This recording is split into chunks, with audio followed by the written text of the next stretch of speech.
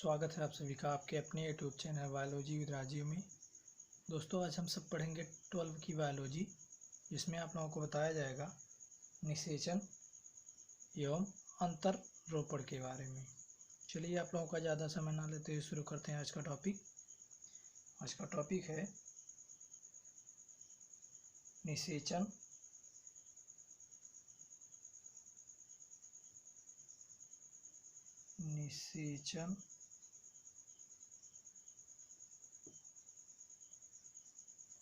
एवं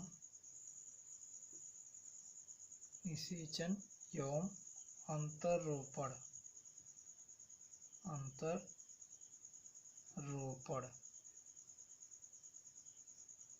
तो सबसे पहले जानेंगे निषेचन के बारे में। निषेचन किसे कहते हैं, चलिए वो देखते हैं। तो नर के शुक्राणु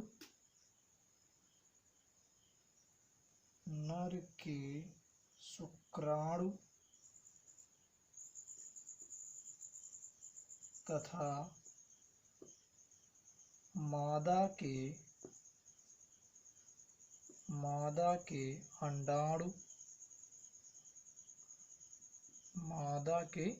अंडाणु के संलयन की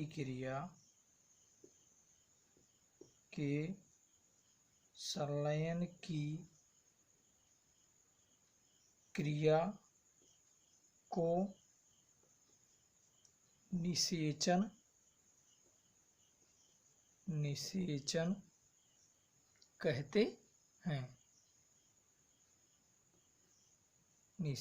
कहते हैं। तो इस प्रकार कह सकते हैं, नर का शुक्राणु और मादा का अंडाणु जब संलयित होते हैं तो वह क्रिया निषेचन की क्रिया कहलाती है। अब आगे जानेंगे कि यह नर का शुक्राणु और मादा का अंडाणु किस स्थान पर मिलते हैं। तो यहाँ निषेचन का स्थान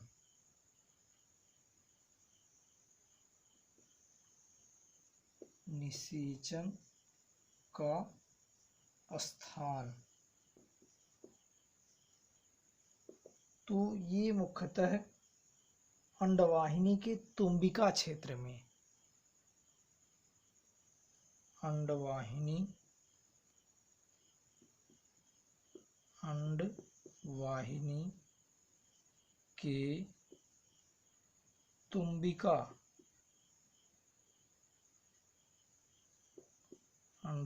के तुम्बिका या इसे इंग्लिश में कहा जाता है एम्पुला क्षेत्र में। यानी ये पूछा जाएगा एग्जाम में, पिछली बार पूछा गया था कि निषेचन की क्रिया कहाँ होती है, तो वो होती है तुम्बिका या इसे इंग्लिश में एम्पुला कहा जाता है। तो निषेचन की क्रिया कहाँ समाप्त होती है, तुम्बिका या एम्पुला में। आगे बढ़ेंगे, इसके बाद देखेंगे अंडाणु क्षमता यान होने में लगा समय, यानी जो अंडाणु रहता है वो कितनी देर तक सक्रिय रहता है। अंडाणु क्षमतायान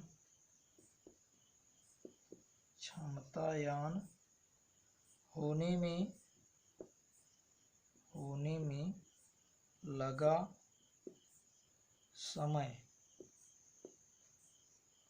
तो ये लगभग 7 घंटे का समय लगता है। लगभग 7 घंटे। यानी कहने का मतलब ये है कि अंडाणु को निषेचित होने के लिए लगभग 7 घंटे का समय लगता है। इसके बीच में क्या होता है वो चित्र के माध्यम से समझेंगे। तो यहाँ फिगर बना लिया जाए। ओवरी, अंडाणु का, ओवम का,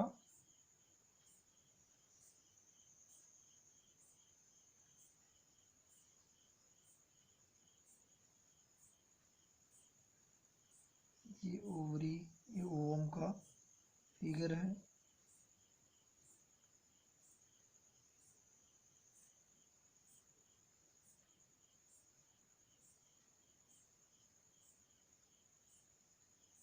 यहाँ इसके बाहर सेल्स पाई जाती हैं।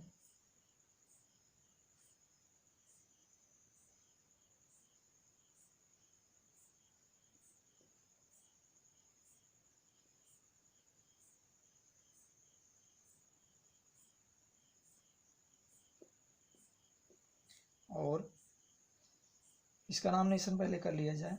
इसे कहा जाता है, इस वाले पोर्शन को जोना पेलुसिडा, इस वाले पोर्शन को कहा जाता है इसे जोना पेलुसिडा। उसके बाद ये जो पोर्शन है इसे कहा जाता है cells of corona radiata, cells of corona radiata,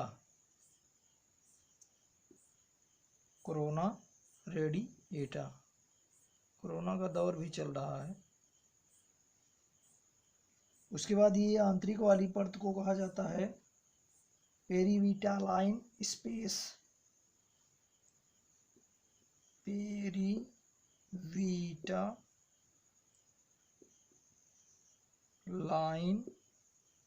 space. ये ओवम है या अंडाणु जिसे कहा जाता है। इसमें निषेचन की क्रिया किस प्रकार होगी वही दिखाया जाएगा। तो इसमें जो है स्पर्म,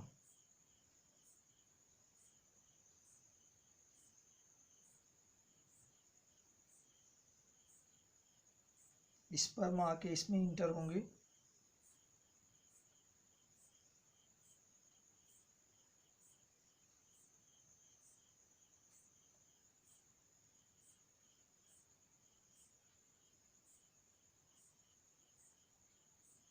ये स्पर्म है, तो स्पर्म आके यहाँ इंटर होंगे और कहाँ वो होंगे, एम्पुला में यानी तुम्बिका में आके यहाँ इंटर होते हैं।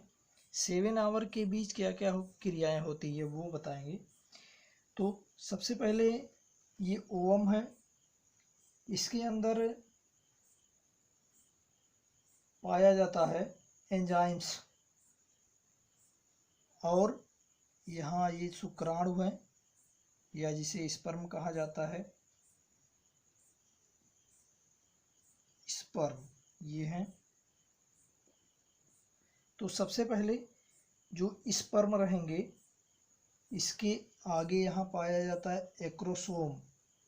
पिछली वीडियो में आप लोगों को बताया गया होगा इसके स्ट्रक्चर के बारे में, स्पर्म के स्ट्रक्चर के बारे में। तो यहाँ पाया जाता है एक्रोसोम। एक्रोसोम में पाया जाता है एक्रोसिन नामक एंजाइम, यानी एक्रोसोम यहाँ पाया जाता है, एक्रोसोम, एक्रोसोम। और एक्रोसोम में पाया जाता है एक्रोसिन, एक्रोसिन एंजाइम, एंजाइम। तो इसमें यानी स्पर्म या इसे शुक्राणु लिख लेते हैं, शुक्राणु के सिरे पर पाया जाता है एक्रोसोम, और एक्रोसोम में पाया जाता है एक्रोसिन नामक एंजाइम। तो जब स्पर्म इसमें इंटर होते हैं, सेल्स ऑफ कोरोना रेडिएटा तक जब पहुंचते हैं, तो एक्रोसोम से एक्रोसिन नामक एंजाइम इसमें स्रावित होता है। उसके बाद इसमें कुछ प्रोटीन्स भी होते हैं, जो प्रोटीन्स का ये परत जो होता है वो हट जाता है, और जो पारभासी इसका स्तर है यानी ये वाला जो पेरीविटेलाइन स्पेस जो पाया जाता है ये, और यहाँ जोनी पेलिसीडा का जो स्तर होता है वो उससे आकर के ये स्पर्म चिपक जाते हैं यहाँ पर। इसके बाद जब यहाँ ये स्पर्म चिपक गए तो यहाँ अंडाणु से यानी ओवम से एक प्रकार का एंजाइम्स मुक्त होता है, यानी इससे अंडाणु से एक प्रकार का एंजाइम मुक्त होता है। उसके बाद ये एंजाइम जो है यहाँ बाहर निकलता है। बाहर निकलने के बाद ये जो स्पर्म है ये अनेक संख्या में होते हैं, तो जो सबसे पहला स्पर्म इस पे टच होता है वो इसको भेद करके यानी इसको इसमें होल करके इंटर हो जाता है, और बाकी यहाँ से जो एंजाइम रिलीज्ड होते हैं वो निष्क्रिय कर देते हैं। यानी कहने का मतलब ये है कि इसमें शुक्राणु में पाया जाता है एक्रोसोम के अंतर्गत पाया जाता है एक्रोसिन एंजाइम। ये एंजाइम जो है इस स्तर तक यानी इसके आंतरिक स्तर तक पहुँचते हैं। उसके बाद यहाँ से रिलीज्ड होता है एंजाइम्स यानी अंडाणु से भी। उसके बाद जब यहाँ से एंजाइम्स रिलीज्ड होते हैं तो यहाँ अन्य सभी जो शुक्राणु है उसको नष्ट कर देते हैं यानी अभेद कर देते हैं, और बाकी जो सबसे पहला इसमें टच होता है यानी इसके स्तर में जो सबसे पहला शुक्राणु टच होता है उसको ये अपने अंदर प्रवेश कर लेते हैं। किसके द्वारा? एक्रोसिन नामक एंजाइम के द्वारा। तो इस प्रकार जब इसमें इंटर हो जाते हैं तो ये निषेचन की क्रिया कंप्लीट हो जाती है, यानी ये निषेचन की जो क्रिया है वो कंप्लीट हो जाती है। अब इसके बाद आगे बढ़ेंगे, आगे देखेंगे कि जब ये निषेचन की क्रिया कंप्लीट हो गई तब उसके बाद इसमें लिंग का निर्धारण होता है। वो कैसे होता है वो देखेंगे।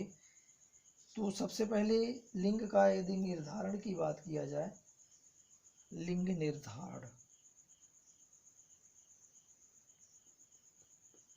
लिंग निर्धारण, तो लिंग का निर्धारण मुख्यतः आनुवांशिक रूप से होता है। आनुवांशिक रूप से यानी जो लिंग का निर्धारण होता है वो आनुवांशिक रूप से होता है। चूंकि हम लोग जानते हैं कि पुरुष के लिए XY और स्त्री के लिए XX गुणसूत्र डिनोट्स किए गए हैं यानी निर्धारित किए गए हैं। इसमें यदि X की बात करें, स्त्री की बात करें, स्त्री, तो इसमें 100% यानी 100% X गुणसूत्र पाए जाते हैं। वहीं अगर पुरुष की बात करें, पुरुष, तो इसमें 50% X गुणसूत्र और 50% Y गुणसूत्र पाए जाते हैं। तो अब लिंग का निर्धारण कैसे होता है वो देखेंगे। सपोज दैट यहाँ मान लीजिए XY यानी पुरुष और यहाँ XX यानी स्त्री। तो इसको डिवाइड कर दीजिए एरो द्वारा, देखेंगे यहाँ X, यहाँ Y और यहाँ X, यहाँ X। अब इसका डायग्राम बना लेंगे।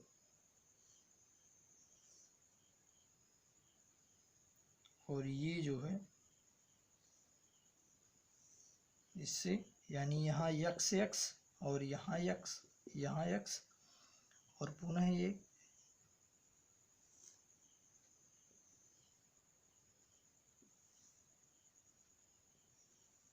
ये हो जाएगा XY और ये XY, अर्थात ये जो बना ये लड़की, यहाँ भी लड़की, और यहाँ जो बना लड़का, और यहाँ भी जो बना वो लड़का। तो तो यानी कहने का मतलब ये है कि लिंग का जो निर्धारण होता है वो पुरुष के गुणसूत्र से होता है, ना कि स्त्री के गुणसूत्र से। अर्थात इसका निर्धारण जो होता है, लिंग का निर्धारण जो होता है वो पुरुष के गुणसूत्र से होता है। तो यहाँ दोनों में 50-50 प्रतिशत की, यानी इसमें भी 50% की संभावना है कि ये लड़की होगी और 50% की संभावना है कि ये लड़का होगा। तो इस प्रकार लिंग का जो निर्धारण होता है वो पुरुष के गुणसूत्र से होता है, ना कि स्त्री के। लिए आगे बढ़ते हैं। इसके बाद आगे देखेंगे कि अंतररोपण। आगे देखेंगे अंतररोपण। अंतररोपण किसे कहते हैं, सबसे पहले ये जानेंगे। अंतररोपण किसे कहते हैं? अंतररोपण सबसे पहले ये जानेंगे ये होता क्या है। यहाँ सिंसाइसियो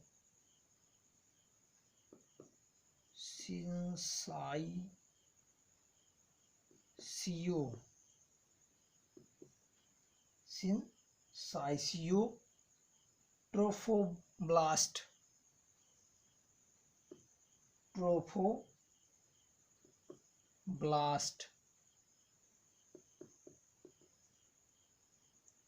सिंसाइसियोट्रोफोब्लास्ट यह एक प्रकार का स्तर होता है कि स्तर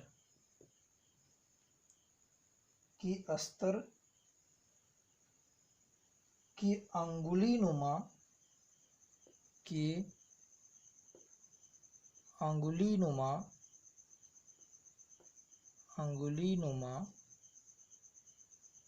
प्रावर्ध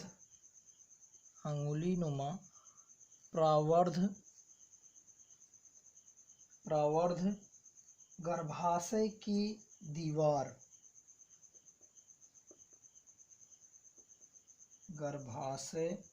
की दीवार के श्लेष्मिक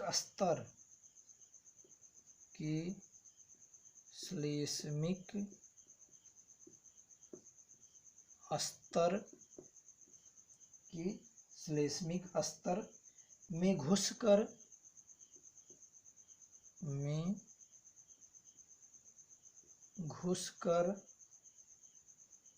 निषेचन के लगभग 8वें दिन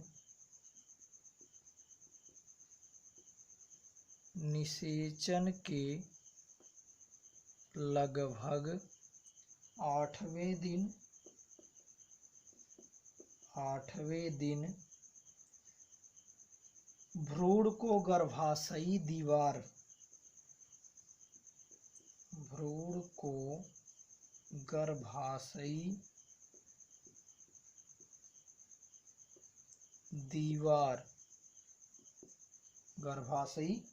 दीवार से जोड़ने की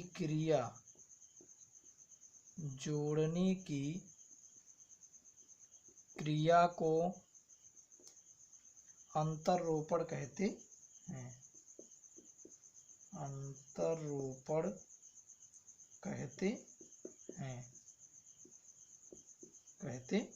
हैं। यानी कहने का मतलब सबसे पहले अंडाशय से अंडाणु स्रावित होंगे, उसके बाद एम्पुला जो है यानी अंडवाहिनी के मध्य का जो भाग होता है उसे एम्पुला कहा जाता है। एम्पुला में निषेचन की क्रिया होगी, निषेचन होने के बाद वो एक्स में कन्वर्ट होंगे यानी अंडाणु में कन्वर्ट होंगे। उसके बाद उसमें विदलन की क्रिया होगी, विदलन की क्रिया होने के बाद वो विभिन्न जाइगोट में कन्वर्ट होंगे, जाइगोट में कन्वर्ट होने के बाद वो सेकेंड सेल स्टेज में जाएंगे, सेकेंड सेल स्टेज के बाद फोर्थ सेल स्टेज में जाएंगे, फोर्थ सेल स्टेज के बाद वो 8 सेल्स स्टेज में जाएंगे, उसके बाद मोरुला में कन्वर्ट होंगे, उसके बाद ब्लास्टोसिस्ट बनेगा, उसके बाद इनप्लांटेड ब्लास्टोसिस्ट बनेगा, उसके बाद ये रोपित हो जाते हैं। इसको थोड़ा चित्र के माध्यम से समझेंगे। जैसे देखिए अंतरोपण की क्रिया कैसे होती है, उसको फिगर के माध्यम से समझेंगे।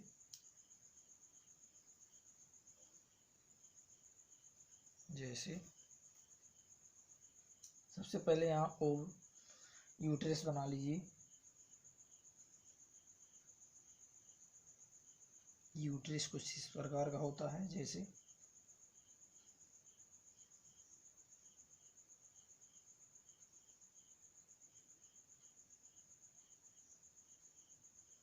इस प्रकार का यूट्रस होता है।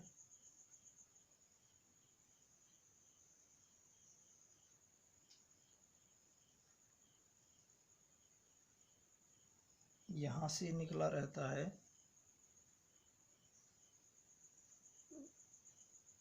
अंडाशय इसमें टच रहते हैं, और ये वाला पोर्शन जो होता है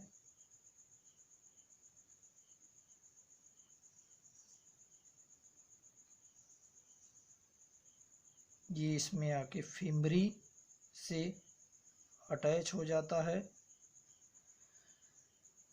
अब इसको देखेंगे इसमें क्रियाएं कैसे होती है। सबसे पहले यहाँ जो है अंडाणु का प्रोडक्शन होगा, यानी इसमें अंडाणु बनेंगे। उसके बाद यहाँ फिम्बरी के द्वारा इसमें आएंगे, तो यहाँ आएंगे। उसके बाद इस स्टेप पे आएंगे, और उसके बाद यहाँ पहुँचेंगे। यहाँ के बाद यहाँ, उसके बाद यहाँ, उसके बाद यहाँ, उसके बाद यहाँ, उसके बाद यहाँ, उसके बाद यहाँ आ जाएंगे। यानी ये जो पोर्शन है यहाँ आ जाएंगे।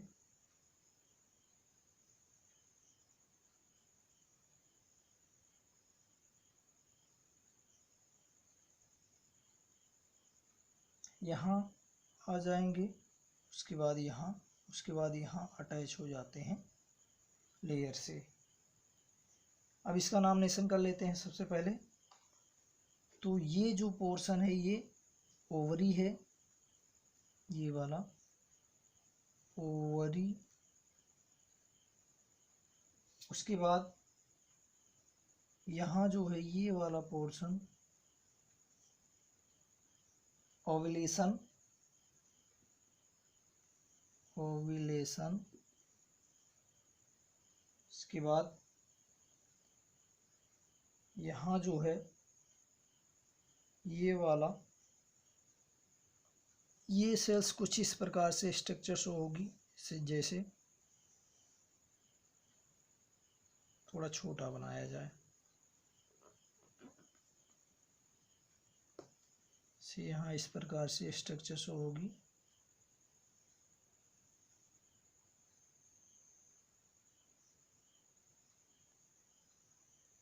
इसे कहा जाएगा सेकेंडरी oocytes।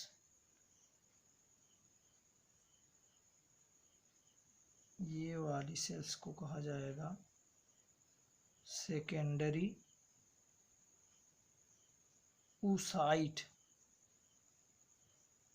Secondary oocyte। उसके बाद यहाँ इस वाली जो सेल है, ये वाली सेल, ये एम्पुला का पोर्शन है, एम्पुला का पार्ट है। ये सेल्स कुछ इस प्रकार से शो होंगी। जैसे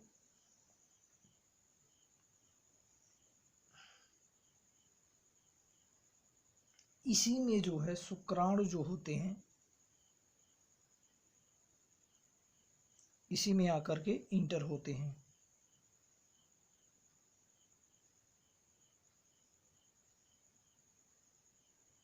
इसी में आकर के ये इंटर होते हैं यहाँ। यानी निषेचन की क्रिया यदि कहा जाएगा तो ये एम्पुला का पोर्शन है, यहीं पर निषेचन होता है। उसके बाद अगले वाले पोर्शन पे ये वाले इस सेल्स में ये जो ओवरी स्पर्म हैं वो इसमें इंटर हो चुके होते हैं, यानी इस वाले स्टेज में वो इंटर हो चुके हैं। और ये कुछ इस प्रकार से स्ट्रक्चर शो होगी इसकी, जैसे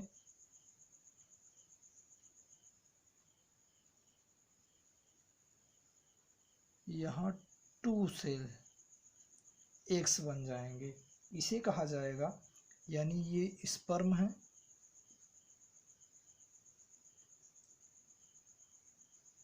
और इसमें हो रहा फर्टिलाइजेशन यानी निषेचन। फर्टिलाइजेशन की क्रिया होने के बाद यहाँ जो है ये वाला एक अंडाणु है, यानी एग, अंडा या अंडाणु, और एक दूसरा जो है इसे कहा जाएगा स्पर्म। ये तीसरी स्टेप हो गया। उसके बाद ये चौथे स्टेप में ये जाइगोट में कन्वर्ट हो जाएंगे, अर्थात ये जो अंडाणु दोनों ये आपस में संलयित हो जाएंगे। यानी इसमें इसकी यदि बात करें, इसकी कुछ इस प्रकार से स्ट्रक्चर शो होगी, जैसे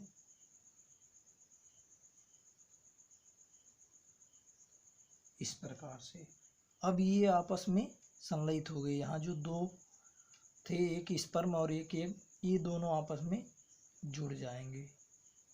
जुड़ने के बाद ये कहलाएगा जाइगोट, ये वाला पोर्शन कहलाएगा जाइगोट। उसके बाद अगले स्टेप की बात करें, ये वाले, तो ये इसकी स्ट्रक्चर कुछ इस प्रकार से होगी, जैसे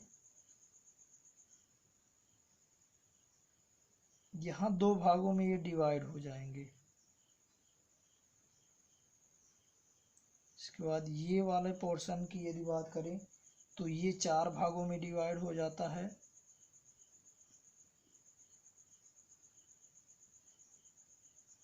और इस वाले पोर्शन की बात किया जाए तो ये 4 से और अत्यधिक पार्ट में डिवाइड हो जाते हैं, जैसे यहाँ विभिन्न खंडों में विभाजित हो जाते हैं। ये तीनों क्रियाएं कहलाती है युग्मनज का विदलन। युग्मनज का विदलन, या इसे इंग्लिश में कहा जाता है क्लीवेज।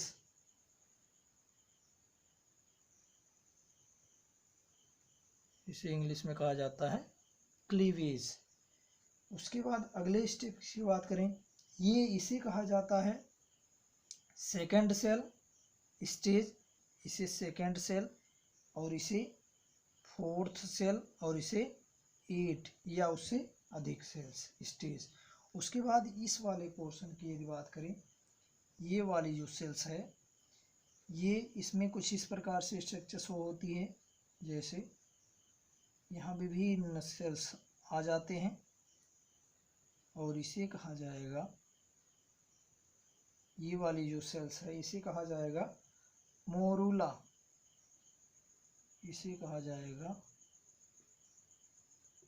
मोरूला।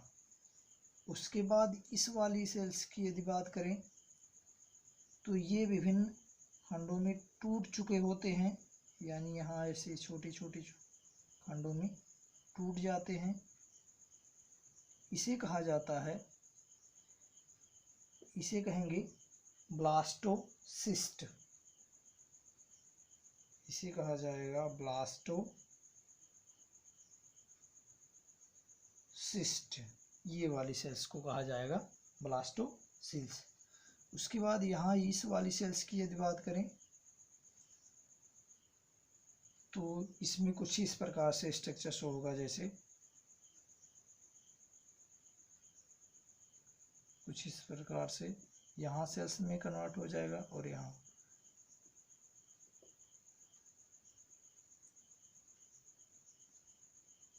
इस प्रकार से स्ट्रक्चर शो होगी। इसे कहा जाएगा इम्प्लांटेड ब्लास्टोसिस्ट, इसे कहेंगे इम्प्लांटेड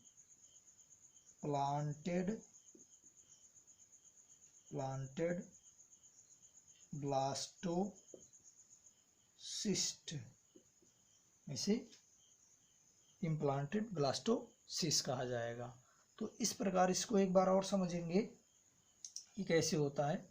तो सबसे पहले जो होता है यहाँ ये ओवरी है यानी अंडाशय है।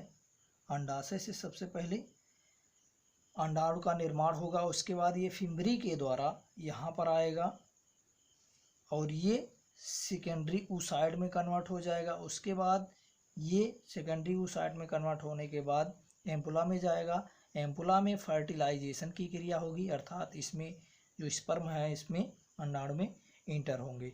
इंटर होने के बाद यानी यहाँ ये अगली स्टेप में ये इंटर हो चुके हैं स्पर्म और एग। इंटर होने के बाद उसके अगली स्टेप में ये जाइगोट में कन्वर्ट हो जाते हैं, यानी ये युग्मनज का निर्माण करते हैं। और यदि देखा जाए युग्मनज यानी मादा के युग्मनज का व्यास कितना होता है तो वो 0.1 mm मिलीमीटर होता है। यानी मादा के जाइगोट का जो व्यास होता है वो 0.1 mm होता है। उसके बाद अगले स्टेप की बात करें तो ये सेकेंड सेल स्टेज में, यानी ये जो जाइगोट है ये 2 भागों में डिवाइड हो जाता है। उसके बाद अगले स्टेज में देखें तो ये फोर्थ सेल स्टेज में, यानी ये 4 भागों में डिवाइड हो जाता है। उसके बाद ये 4 से 8 भागों में डिवाइड हो जाता है। इसे कहा जाता है युग्मनज का विदलन या इंग्लिश में क्लीवेज कहा जाता है। इसके बाद अगले स्टेप में ये जो सेल्स होती हैं वो मोरुला में कन्वर्ट हो जाते हैं।